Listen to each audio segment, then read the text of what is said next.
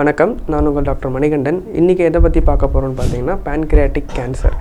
பேன்க்ரியாஸில் cancer வருமா, அதாவது கணையத்தில் cancer வருமானே உங்களுக்கு நிறைய பேருக்கு வந்து டவுட்டாக இருக்கும்.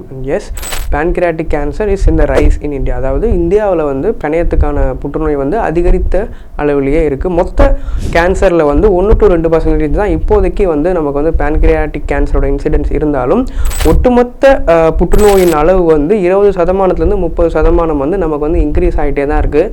ஸோ அந்த புள்ளி விவரம் படி பார்க்கும்போது நமக்கு pancreatic cancer is also on the rice.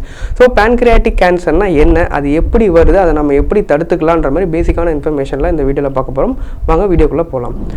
Pancreatic cancer யார் யாருக்கெல்லாம் வரலாம், நம்ம யார் ரொம்ப ஹை ரிஸ்க் குரூப்பில் இருக்காங்கன்னா 50 வயசுக்கு மேல்பட்டவங்க, க்ரானிக் ஆல்கஹாலிசமில் இருக்கவங்க, அப்புறம் வந்து அடிக்கடி வந்து பித்தப்பையில் கல் இல்லை வந்து கணையத்தில் வந்து வீக்கம், பேன்க்ரியாடைட்டிஸ்ன்னு சொல்லப்படுற அந்த கணைய வீக்கம், கணைய அழற்சி ஏற்படுறவங்களுக்கு இருக்குது. ப்ளஸ் வந்து க்ரானிக் ஸ்மோக்கராக இருந்தாலும் அவங்களுக்கு வந்து பேன்க்ரியாட்டிக் கேன்சர் வரதுக்கான வாய்ப்புகள் அதிகம். மேல் ஃபீமேல் ஜெண்டர் படி பார்த்தோம்னா மேல்ஸுக்கு தான் வந்து பேன்க்ரியாட்டிக் கேன்சர் வரதுக்கான வாய்ப்புகள் அதிகம்.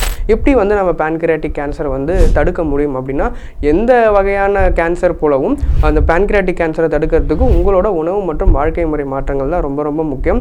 முடிஞ்ச அளவுக்கு வீட்டில் வந்து சோர்ஸ் பண்ண ஃபுட் ஐட்டம்ஸை கன்சியூம் பண்ணுறது, லெஸ் ப்ராசஸ்டு ஃபுட்ஸை கன்சியூம் பண்ணுறது, நல்ல ஒரு குவாலிட்டியான லைஃப், மென்டல் ஹெல்த்தோட லீட் பண்ணுறது வந்து உங்களை வந்து பேன்க்ரியாட்டிக் கேன்சர்லேருந்து தடுக்கிறதுக்கு ரொம்பவே உதவியாக இருக்கும்.